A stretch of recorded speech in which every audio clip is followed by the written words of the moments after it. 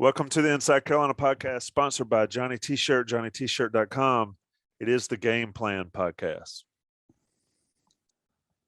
And with the Game Plan podcast, it is Greg Barnes and Jason Staples, the resident InsideCarolina.com experts. I'm the host, Tommy Ashley. I try to ask coherent questions to get better answers. Greg, I'll come to you first. Carolina been off for a couple weeks. Notre Dame is on the horizon on Saturday night. Mac Brown talked about, and this is something that I want to discuss a little bit. Mac Brown talked about guys talk about wanting to play in the NFL. Well, let's see you Saturday. How did you take Mac's comments? I felt like that Mac was basically taking shots at guys that if you want to play for yourself, this is the game you need to do it. You need to show up and you need to play well against Notre Dame. A little bit different tack maybe that Mac's taken here, or is it just another way to try to motivate his guys? Well, certainly motivation, but even if you go back to the Clemson game in 2019, because North Carolina got off to such a hot start that year, he was really talking up, after the South Carolina and Miami wins. All right, you think you're all this, let's prove it. Let's prove it in this next game. And then you have the App State and the weight games, of course, but then Clemson comes down and it's, all right, this is arguably the best team in the country. And at that point in time, they were. How do you stack up? Are you as good as you think you are? And I think those, if you want to call it a litmus test, whatever, kind of measuring stick games are important. And I think the good thing about this situation this week for North Carolina, this is the first game, right? And we're in week 9. This is the first game where North Carolina has been an underdog. And they've had all this hype, all this expectation on them. And they really haven't played any great teams thus far. And yet they've been crazy up and down.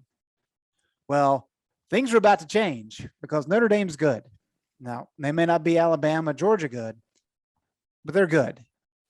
Wake Forest is good. Pitt's playing really well right now. At State's going to be tough. So I think 4 of the next 5 games are going to be probably the toughest they've played all year long.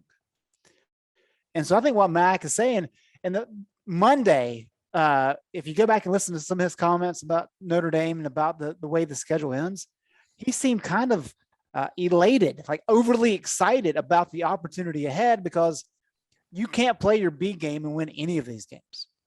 And it is a challenge, and it's an easy challenge to the players saying, look, you're not favored here. You're expected to get beat. What are you going to do about it? How are you going to rise to the occasion?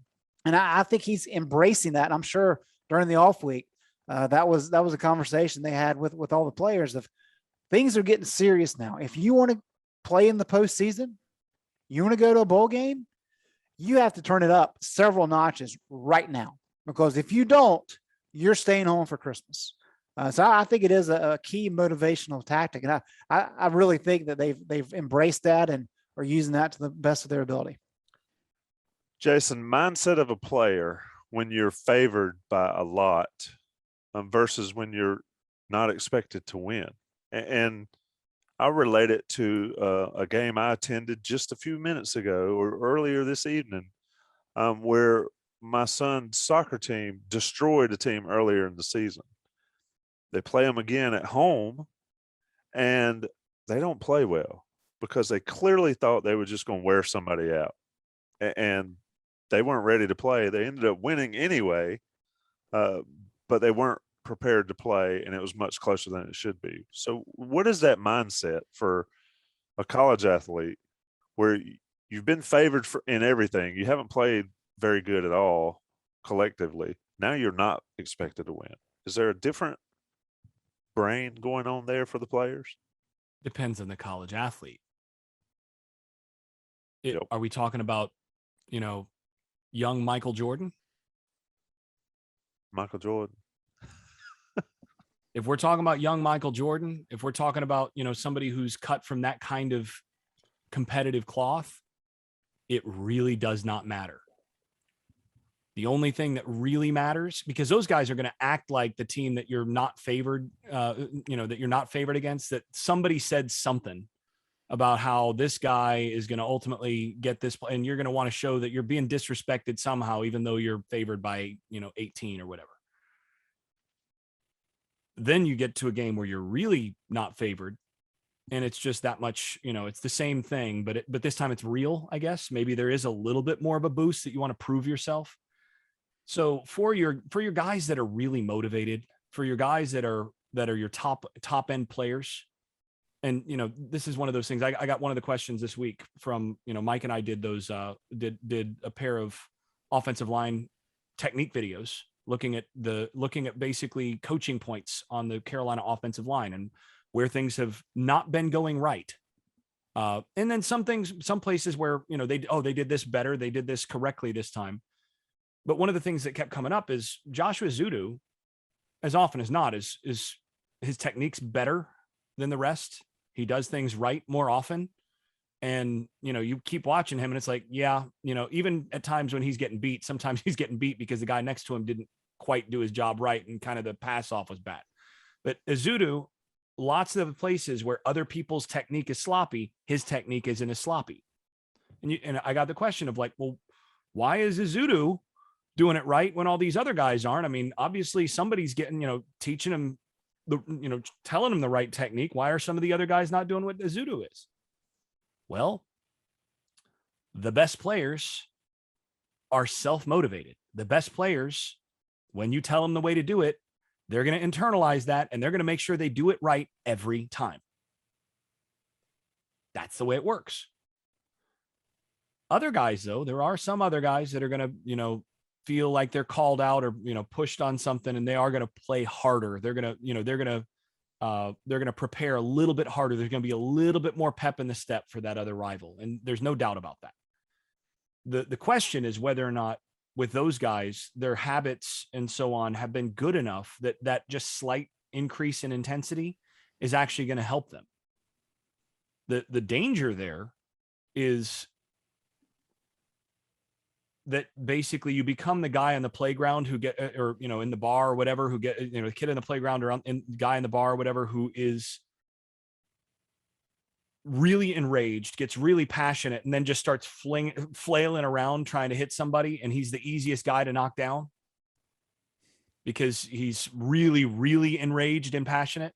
You hear people talk about, oh, they came out flat, or, oh, that team, they need to come out with more passion. Sometimes the passion is the biggest enemy that you have if you haven't prepared well in other respects. So it can work one way, it can work another. And, depending on players and depending on prior preparation, even coming into it, it can impact you and affect you differently. You talked about your videos, and I'm going to go off track here for a second because I do have a question about them. And if you're listening to this podcast or watching this podcast and you hadn't watched Mike and Jason's breakdowns of the offensive line, eat something bland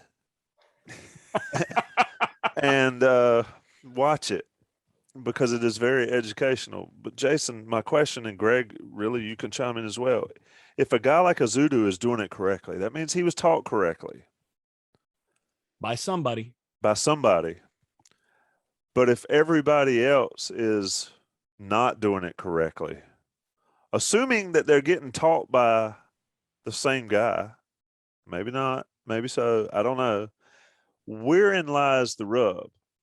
It goes back, and you guys mentioned it on your show or on your videos, it goes back to you get what you allow.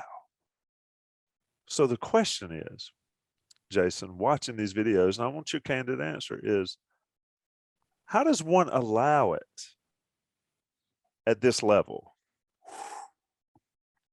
Okay.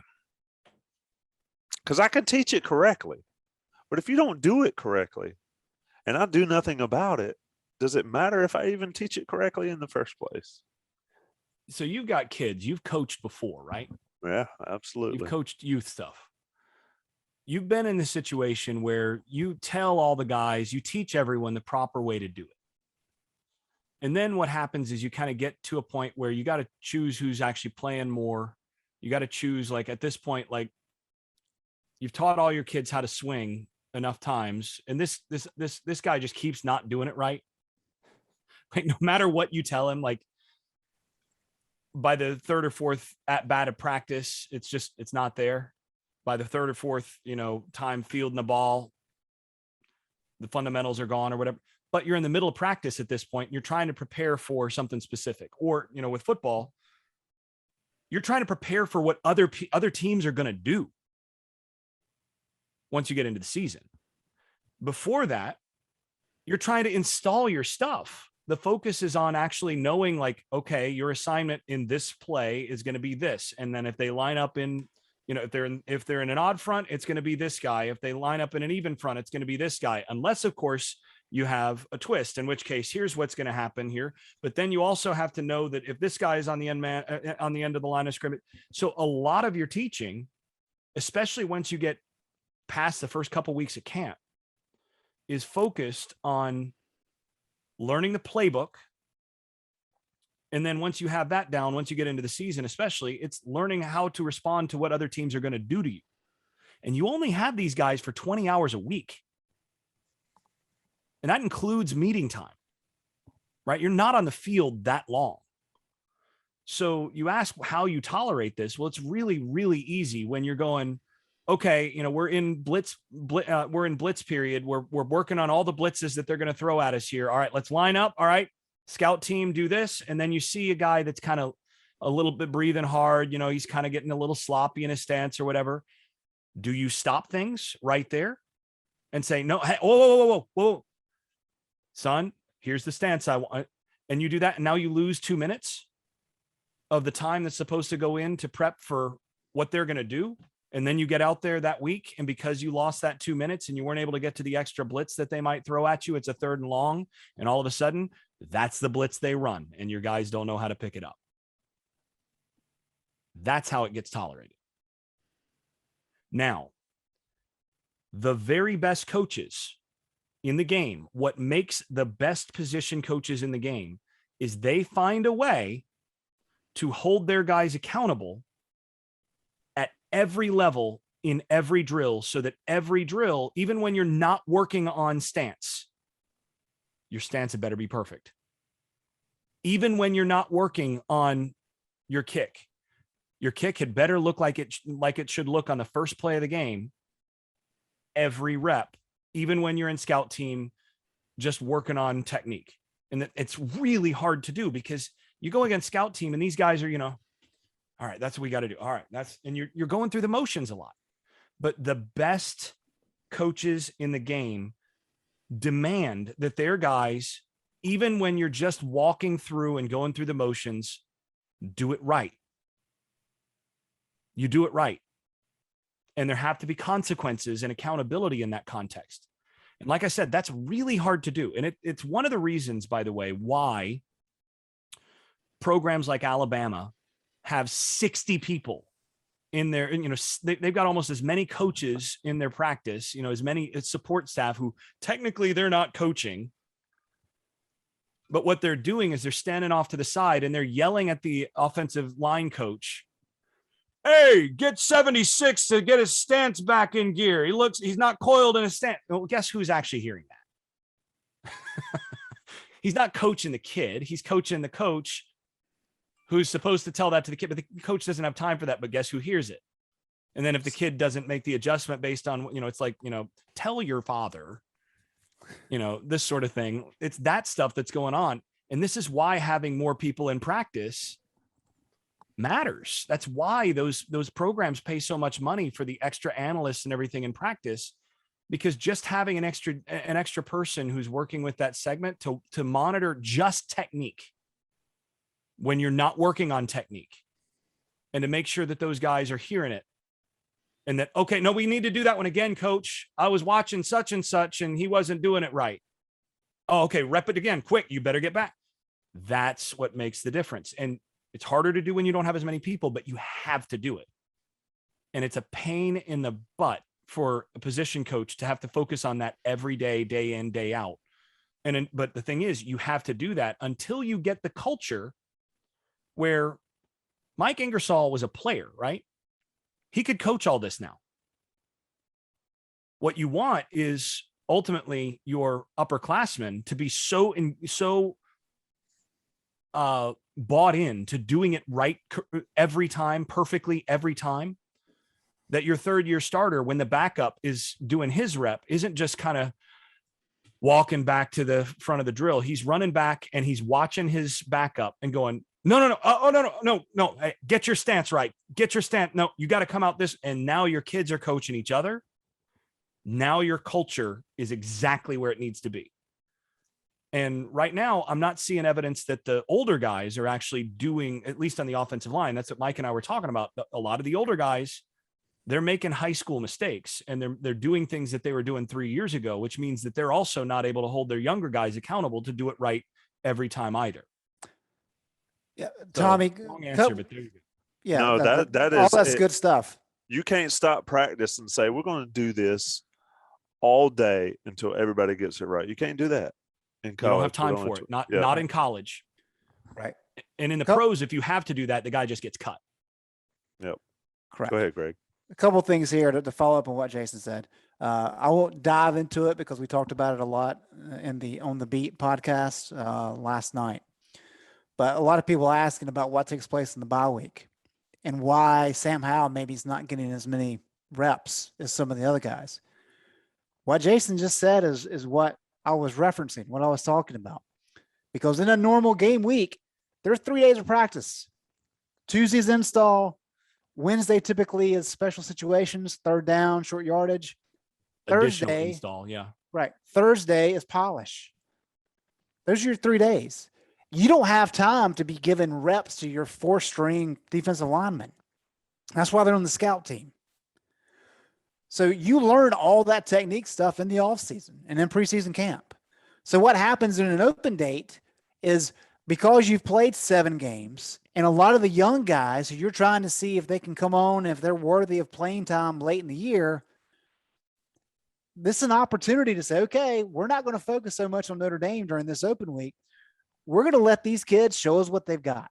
And so it's almost like a training camp week during the regular season for a lot of the young guys. That's one way they learn. The other aspect of this is success with execution and how we're grading. It's relative. Because I don't care how many times Marcus McKeithen messes up on a certain play. If I'm the backup, guess what? They're going to let Marcus McKeithen get away with a lot of stuff because they don't have any other option. Notre Dame, they stunk this year early offensive line-wise. And guess what? They are on their 4th left tackle. You think Carolina has 4 left tackles? So this is kind of what we're talking about is the program building. The other component of this, and I wrote about this last week ahead of or 2 weeks ago ahead of the Miami game. Mac Brown and Manny Diaz were saying the exact same thing. And what they were saying is talking about leadership. And one of the problems when you're having issues with leadership is both of those coaches are in the 3rd year. And you've got young guys who are vaulting to the top of the depth chart while your older guys who have been playing are seeing their snaps diminish. So you have this weird component of, okay, well, the young guys aren't really the leaders because they haven't played as much, but they're the better players. But yet you have the older guys who actually know what they're supposed to be doing, and they can't rely as much on talent. And so it's just a mess. And the only way to get through that is to grind through it. 2 years from now, that won't be an issue. But we're right in the middle of it right now. And so there's just a lot of different components that go into play. And it's not as simple as saying, okay, that kid screwed up a few plays. He's going to the bench, but we got somebody just as good right behind him. You slide in. That is not the case. It's where I wish like the Madden or NCAA games would have more missed assignments. Like if you put a backup in or whatever, so, you're going to have injuries or whatever. And then as soon as you get a backup in, you start seeing like just constant missed assignments and things because that person hasn't had all the reps and all this and they're young or whatever. And you'd see people like turning that feature off. We all used to turn, I don't know. I mean, I haven't played one of these games in years, but you used to turn injuries off, right? Yep. Like the last thing I want is to be playing through and injuries are off when you're playing somebody else. Well, regular coaches don't have that option. You have injuries, you have young players, you have a boatload of missed assignments. And every time you play a younger guy, you're going to have even more. And one other thing to build on what Greg said, this is why missing a spring is absolutely critical, because spring is really where you do the majority of your technique work for the year. Yep. Because you get 15 practices in spring, of which 3 are going to be scrimmages. So you get 12 total practices where you're going to use, you've got a couple non-pad practices. So you can only focus on some technique and stuff there, but you're going to do install for usually 3 or 4 of those practices as your hardcore install for your base stuff. And you're going to install a little bit every day from there through the 12 days. But the majority of those 12 days is going to be focused on getting better at the little things and getting better at technique, getting better at doing the base stuff well. That's when you get to do that.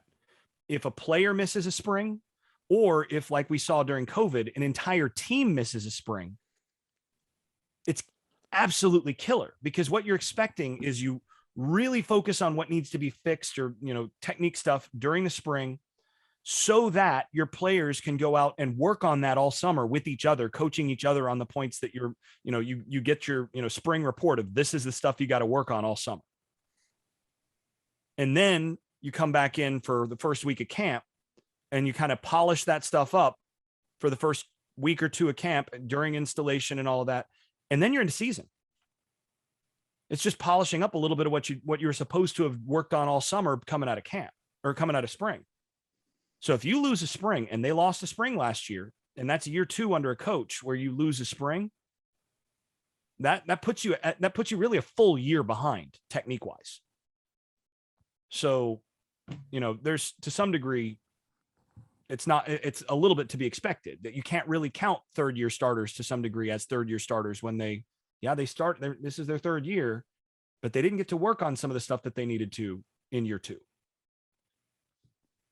How much of the stuff, Jason, that you talk about that you and Mike have been critical of is stuff that guys could work on their own? Pretty much all of it. In the backyard. Pretty much all of it. All of that stuff is stuff that, I mean, when I was at Florida State, our offensive line, so every evening at 5:00, we would all go out there. The entire team would be out there in the summer. Wide receivers, quarterbacks, running backs, defensive backs, and all that. And we'd do one-on-ones and then pass skill. Quarterbacks would run it, and then safeties and DBs would do their whole thing with linebackers to get all that stuff. And we'd do full pass scrimmages. And you'd think, okay, that makes sense because you can do that without pads. But our offensive line was out there working their tail off as a unit, as full units, for the same amount of time that we were on the field. We'd be out there 2 hours a night. And this is after usually 1 or 2 lifting sessions plus a running session every night or every day. And then you go out there at 5:00 and you've got that, and you go out there and you do that. And our guys would work on exactly the stuff that Mike and I were identifying. They'd be working on that and coaching each other on that stuff every night during the summer, 5 days a week minimum. And so that's expected. That if you're going to be a successful team, and obviously we were at that time, if you're going to be a successful team, you've got to do that. It goes back to the player led, right? If you're not player led, you're not going to be successful. No, none of the elite teams are coach led. None of them. Let me take a second to talk about Johnny T-Shirt, JohnnyT-Shirt.com. They're sponsors of the podcast.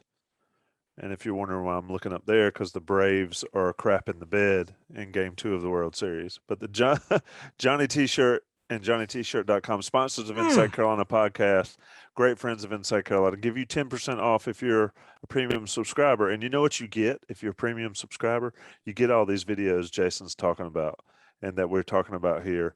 It is worth the price of admission. I think even Greg Barnes will admit that these breakdowns are worth the price of admission. Absolutely. On Inside Carolina. It is fascinating. I learn something every day. You feel like you know, but you don't know until you listen to these guys talk football. Yeah, look, I have a unique angle to speak to this just because I watch games in the press box, so I don't have to listen to the commentators, right? And so I get home and I rewatch the games. I'm like, ugh. And then you turn on Jason and his guests, and it's quite impressive. It is. It's Some of those commentators are stealing money. Yeah, no kidding. It drives me crazy because it's like, look, ESPN, if you wanted to hire me to do a couple games, a week or whatever, I know I can do better than that guy. But yeah. yeah, There are some of a these guys lot are of people. stealing money. Yeah, there are a lot of people that are doing just that in sports broadcasting. Now, there's some great stuff. For instance, Peyton and Eli's deal on Monday Night Football. That's stuff like that. But yeah, You watch that once and you realize like how poor the actual guys that are being paid to do the color commentary to provide the analysis actually are, with the exception of Romo. yeah, I Right? love that dude. Because I mean, he's because great. these guys, like, what they're seeing out there is not what the normal commentator is seeing, right? They're looking at this and going, oh, that's the defense he's seeing. They must be checking to this. And they're looking at it already like they know, because that's what I would be checking. And those guys see stuff, obviously way faster and better than I do. And so I'm learning watching those guys. What's But man, fascinating to me is that there's not more of those guys, because there's a literally a multitude of former guys that can talk about it, and yet we get some of the guys we get. Anyway, ACC Network's one of the worst at that. But anyway, I I do love that digress. that Peyton and Eli only had to do Monday Night Football once for the angles to widen the next week. Oh, you're right. The next week, compare the first week of Monday Night Football this year when Peyton and Eli did it. Compare the angles to what happened the next week. The next week, you could see the safeties on the screen the entire game.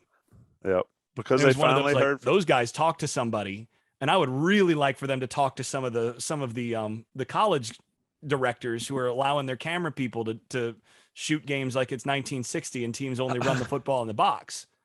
Because, man, those guys, I mean, you could see it was obvious that Peyton and Eli basically went to somebody and were like, look, we can't do this if we can't actually see what's going on downfield. Like, we're just completely blind here.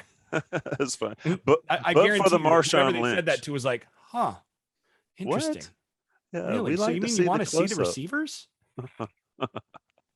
Great point. But for Marshawn Lynch's appearance, they've been fantastic. Even though that was technically fantastic, but it really was not FCC approved. So anyway, He was I just there not to digress. get fined. That was that was hilarious. If you haven't seen that, go find it on social media somewhere. But anyway, let the national guys pay the bills. This is the Game Plan Podcast, Notre Dame edition. Jason Staples, Greg Barnes. We'll be right back after the break to actually talk about the game plan for Saturday night, 7:30 in Notre Dame Stadium. All right, boys, let's get into it. We're going to so Jason Staples is here, Greg Barnes is here. It's the Game Plan Notre Dame edition. I'm Tommy Ashley. We're going to pepper Jason Staples with questions about how Carolina approaches this game, because I'm going to be honest with you. I picked them to win this game to start the season. Everybody knows that. But I do think this is a game that Carolina could win if they just do what they're supposed to do. So what are they supposed to do? Jason, let's start with Carolina's offense. Carolina needs to score points to beat Notre Dame. They have struggled at times against athletic defenses. Tell me why they can have some success holistically against Notre Dame's defense, who will be missing one of their best stars in the backfield, though Notre Dame has a way of plugging and playing guys and not missing a beat. So where does Carolina gain success against Notre Dame Saturday night on offense? Well, I mean, not having Hamilton is a big deal because that guy is really good. Him and 9 last year dominated, even though he went out early against Carolina last year. Yeah, he's really good, and he's sort of the glue to that defense, and can cause and can erase a lot of problems back there. Actually, I mean, you if you go back and you watch the first game of the season that they had, the win against Florida State in overtime, in that game, Hamilton's really the reason they won that game, because he made a couple plays. He had 2 interceptions in that game, and he had a couple plays where they were beat, and he just came out of nowhere and made the play. And so him not playing really helps because he's a guy that I would have been saying right now, Howell had better know where he is every play. Well, now you can kind of play honest against their secondary. And I think their secondary can be had. I think that's one of the places that Carolina has a good chance to have success in this game. I mean, you look at their pass defense, it's been okay. And they haven't played a bunch of elite passers. I mean, Florida State, Toledo, Purdue, Wisconsin, Cincinnati, Virginia Tech, and Southern Cal. You don't see any, first rounders really in that group in terms of quarterbacks.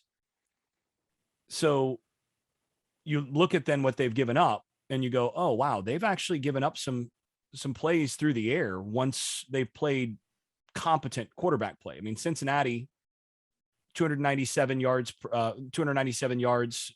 through the air, 9.3 yards per attempt, 2 touchdowns, no picks. So there's your formula, is you're going to have to be able to throw against their secondary to beat them. That's the team that has beaten this Notre Dame team.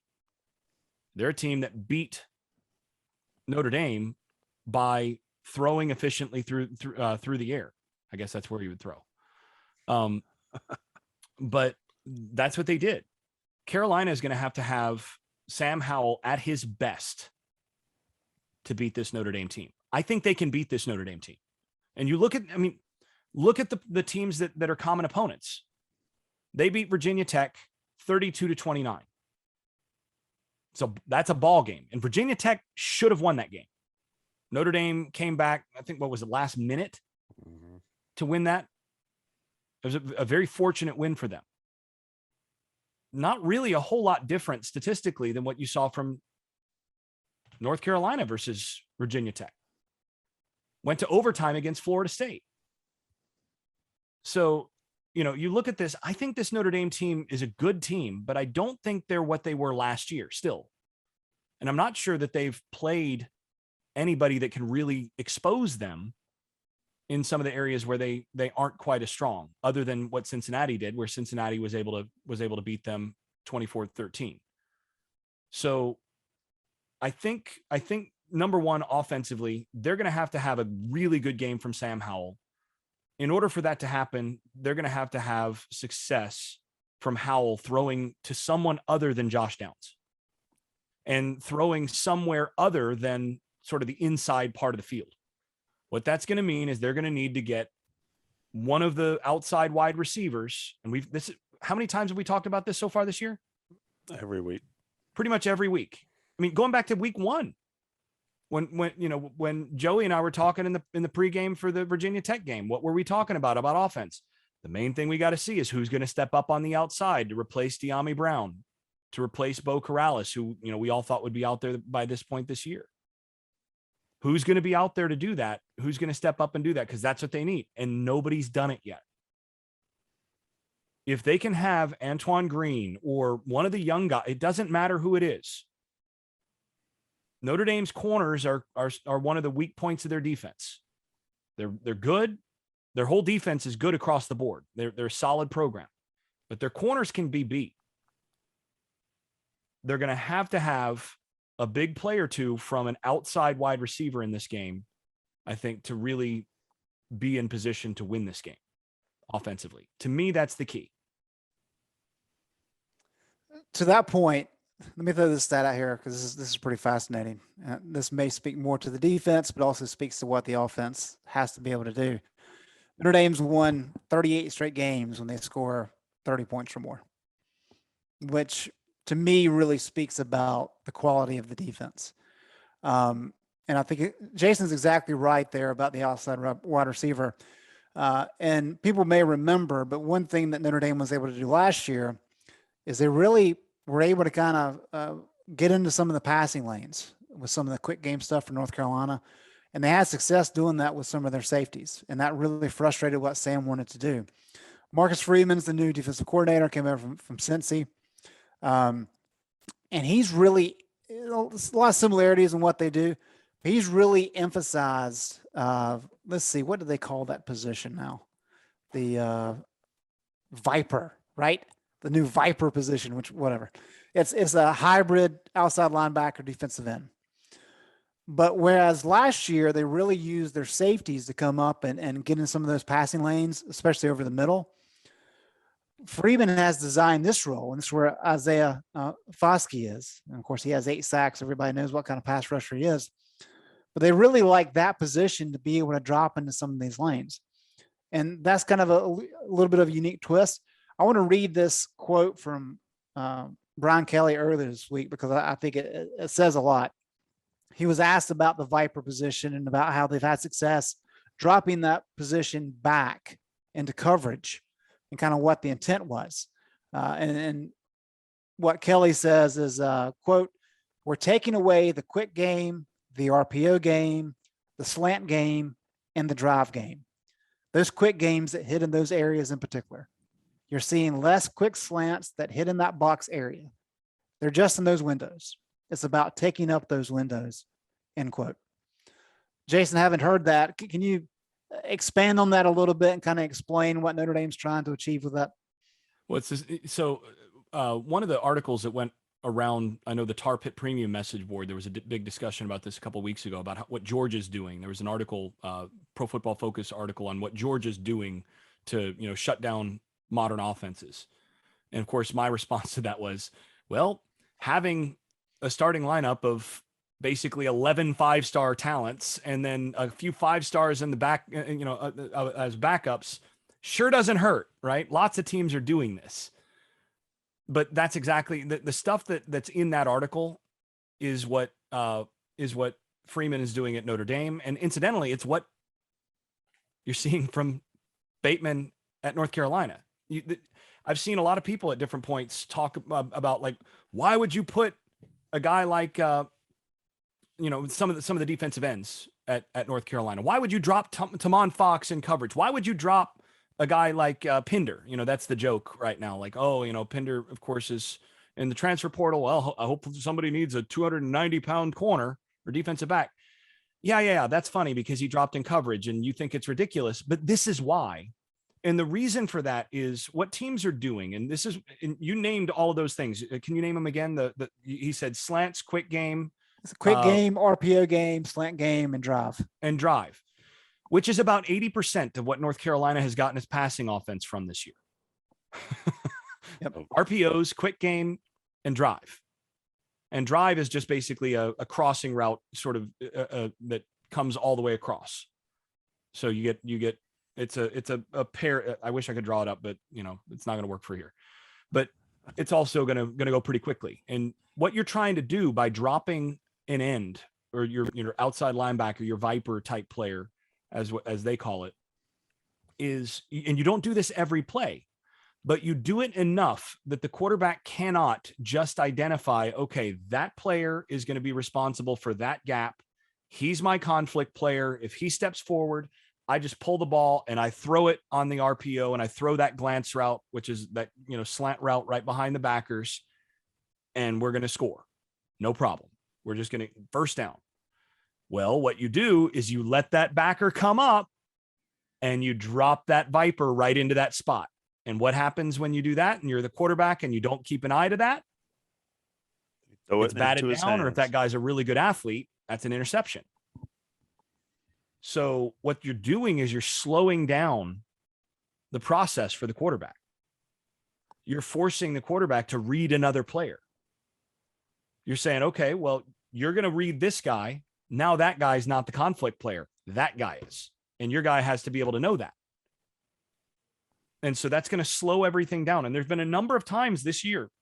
I broke down a couple of them against Virginia Tech and the week after that, where you saw teams bring the guy that was on the side of the glance route for Howell, the guy that he was reading. He triggered quickly, and they brought the safety or the backer across underneath where the glance route was going. Teams have been doing this stuff against Carolina all year to try to adjust to where they get their offense from. So that's the stuff that Freeman's going to do.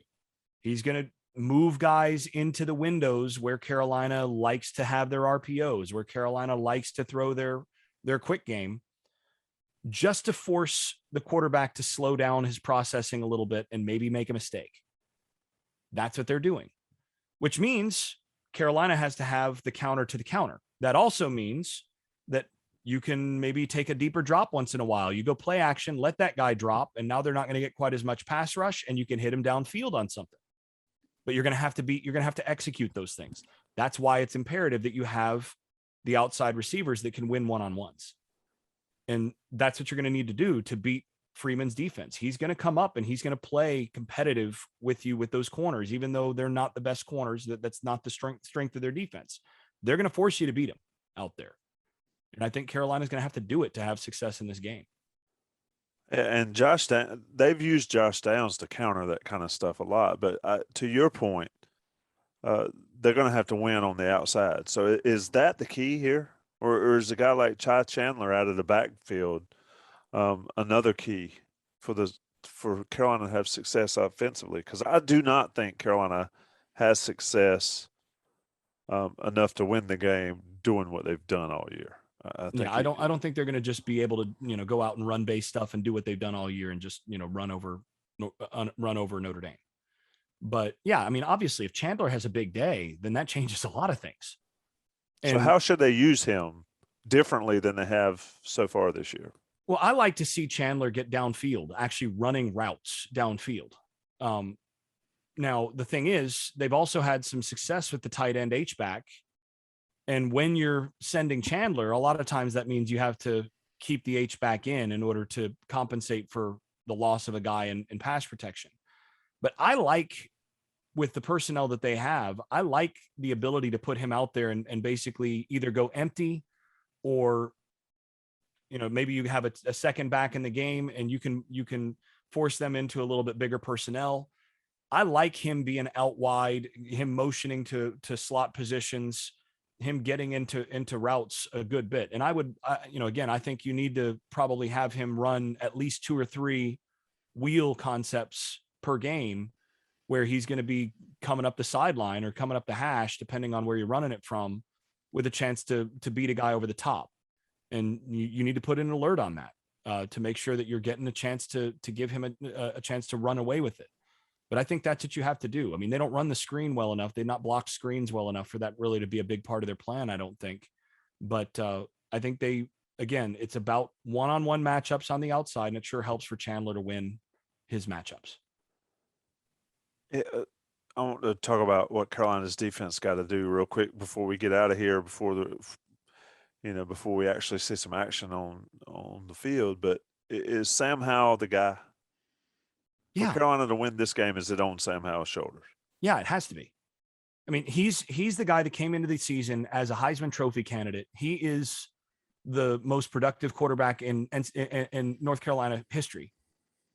You've got to have that guy go out and win this kind of game. Plain and simple. Let's look at the other side of the ball. How does Carolina deal with the issues that Notre Dame Notre Dame's just going to try to grind them up. Kyron Williams going to try to get yards. Cone, I guess he'll be the quarterback. They're not going to do anything special, I do not think. Brian Kelly said earlier in the week that Carolina had more talent on the defensive line than they've seen this year. How does Carolina have success on this side of the ball defending Notre Dame's offense? Because last year they just wilted. That's basically what happened. They wilted in the second half and could not withstand. Does Carolina have the ability to not wilt against this Notre Dame team, Jason? I think they really do. And one of the reasons is that North Carolina lost their entire offensive line from last year, basically. Notre Dame did. Yeah, Notre Dame did. Yeah, Notre Dame did. And North Carolina is going to be able to put pressure on them. This is not the same offensive line that we saw last year. That offensive line last year dominated the game, dominated North Carolina, and they dominated basically everybody they played right up until the playoff. That was a really good offensive line last year. They've struggled up front this year. Like you mentioned earlier in this show, they're on their 4th left tackle of the season for a reason, because they've had trouble blocking at that position. Now, a lot of teams don't have a 4th left tackle to go to and even come close to being productive. But when you're on your fourth left tackle, that means you're not having success at that spot.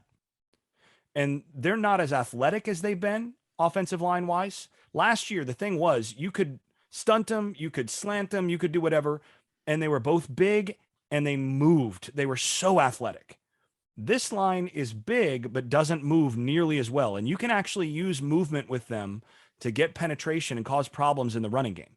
I've seen multiple teams do that to them this year. That's what Luke Fickell and Cincinnati, they put the blueprint for what you've got to do to have a good game plan against Notre Dame.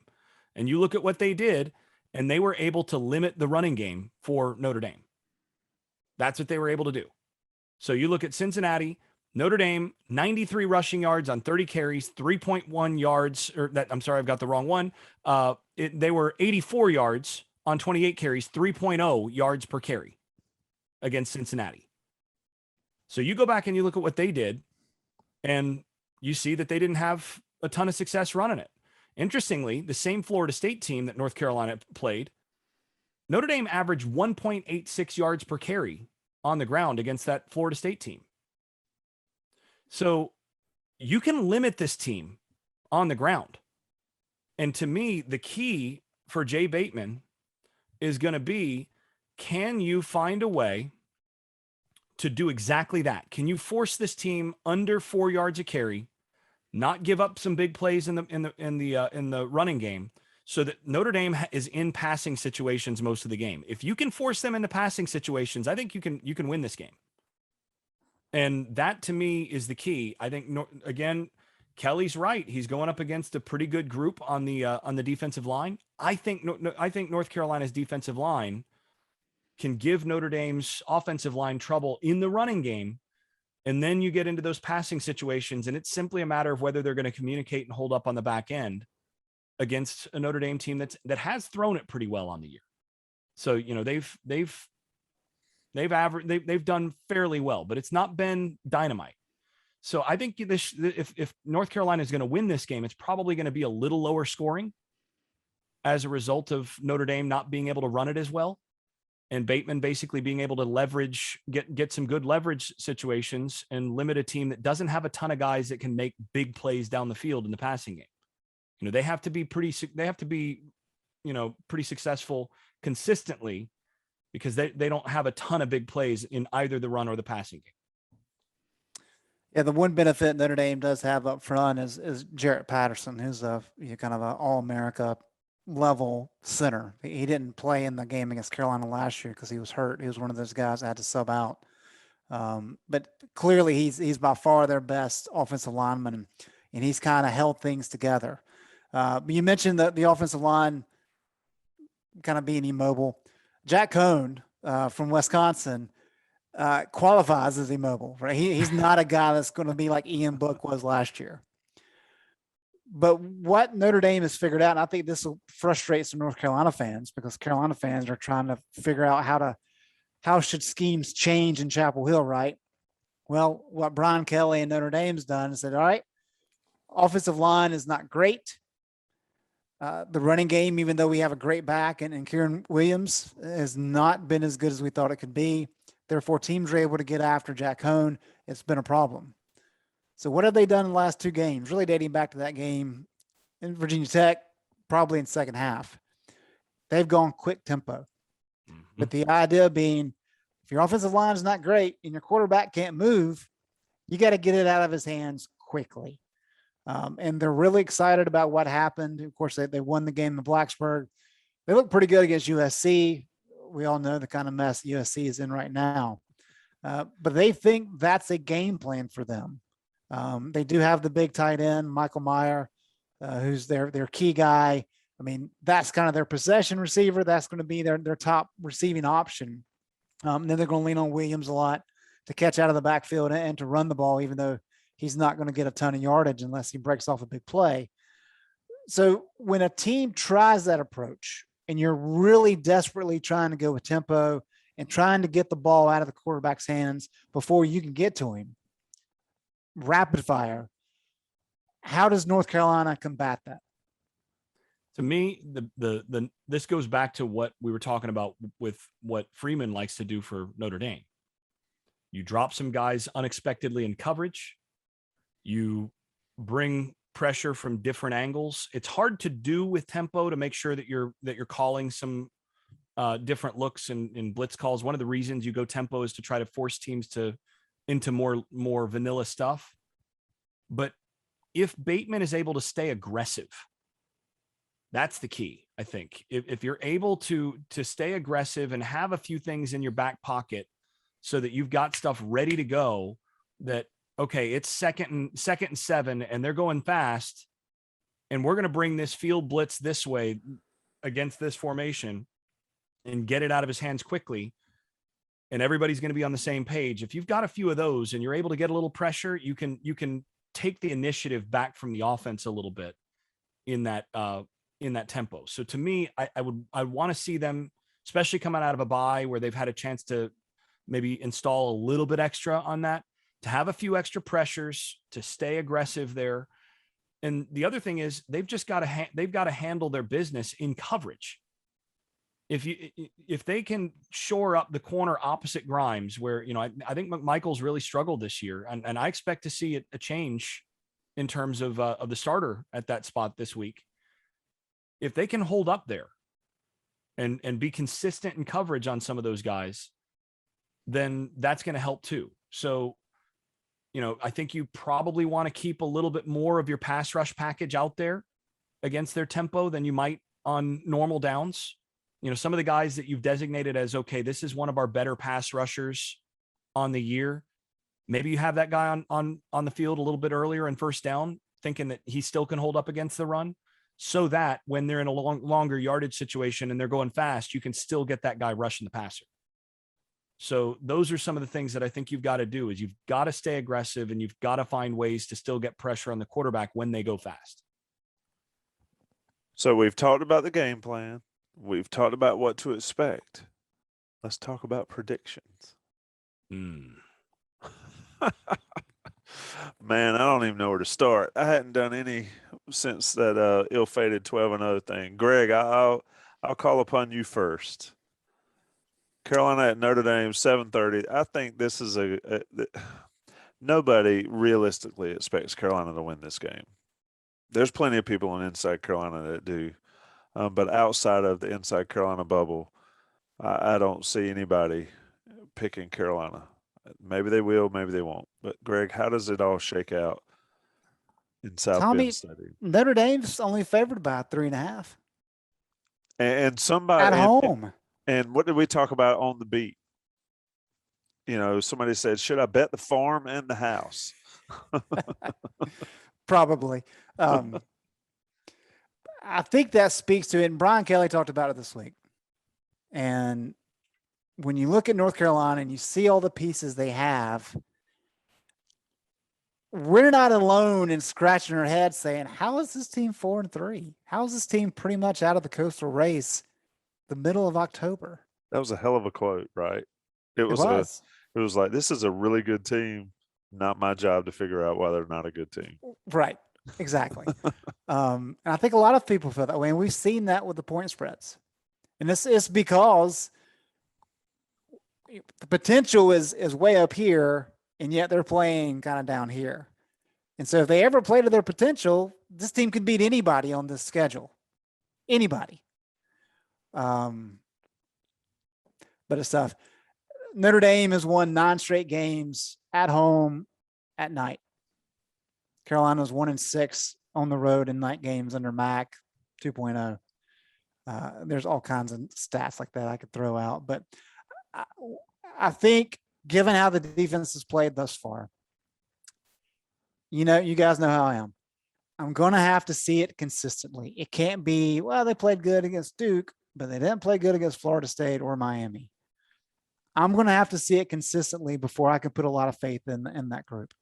And while Notre Dame is not great offensively, they're okay.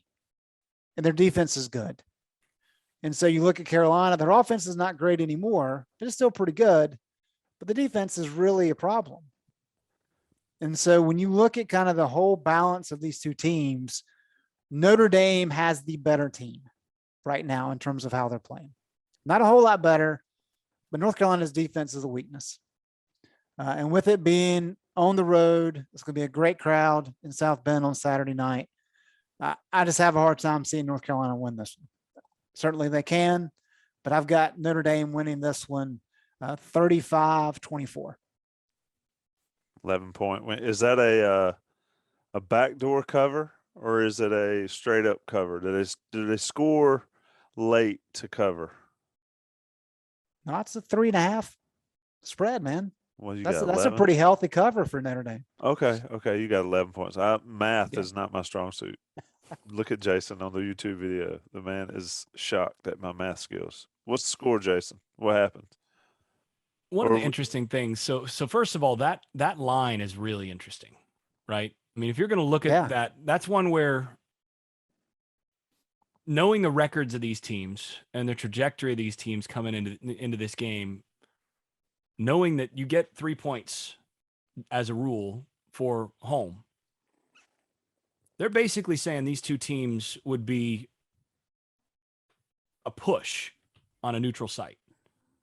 How many people would have expected that line is the question. Even on Inside Carolina.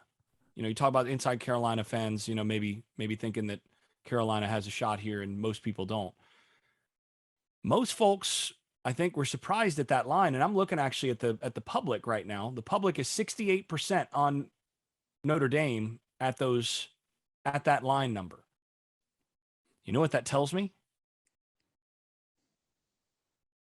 That tells me that the sharps, the professional guys who have more on, who are putting more on these things, are actually betting North Carolina plus 3.5. There's a reason for that. So I've seen Notre Dame up close and personal, you know, got a chance to really break down one of their games earlier this year. I don't think that this Notre Dame team is so. I think North Carolina, you know, they're disappointing in terms of their record based on what their ceiling could be, like Greg said. I think this Notre Dame team, their record is about as good as it could be, given how good they are.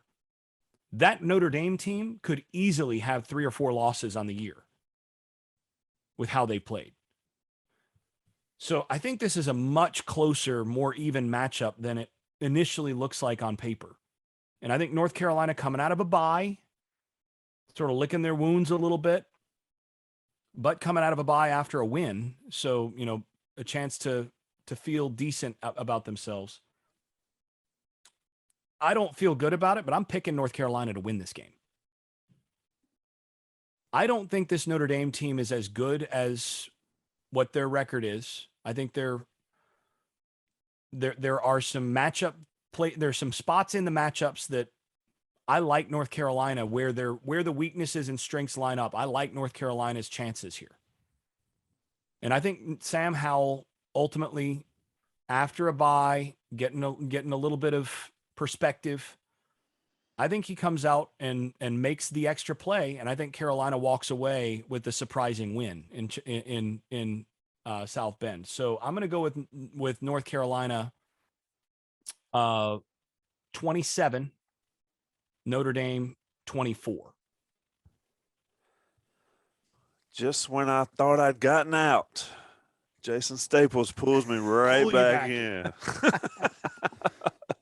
I think Carolina plays well up there. I think it's a good ball game.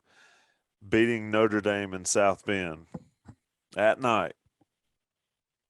Yeah, it's in front of touchdown Jesus and everybody. Yeah, touchdown Jesus peeking over the edge of the stadium as he does. It'll be. Jason, your prediction will certainly please a lot of people and turn around the season, I think, for North Carolina. I'm gonna let it be at that. It's been the Game Plan Podcast.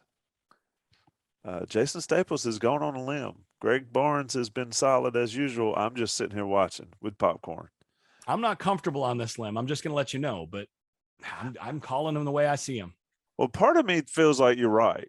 The other part of me feels like what Greg says is got to see it to believe it. And I'd rather be wrong thinking that way than wrong thinking that 12-0 is what it was going to be. I Well, don't from know. the perspective from a perspective of somebody who wants Carolina to win, right? It's better to come in expecting them to lose and then be positively surprised than to It's predict them to always win and then be like, oh, great, now here we go again. yeah. That's the So, yeah. story of life. Plan for the Yeah. worst. Anything better than the worst is a win. I just like I like some of the matchups here, and I don't if it comes down to it, I trust North Carolina's quarterback position more than I trust Cone. And he's a good quarterback. They're a good team, but I think Carolina is going to be able to be more balanced in this game overall than Notre Dame. Interesting stuff. It's been the Game Plan Podcast, InsideCarolina.com, sponsored by Johnny T-Shirt, JohnnyT-Shirt.com. That's Jason Staples with his Aloha shirt, Greg Barnes with his solid work as always. Next time you'll hear from us will be on the day after at some point. I'll be in South Bend, so I don't know when the day after will happen. If Carolina wins, as Jason says, it might never happen. We'll talk soon, though, boys. Appreciate it.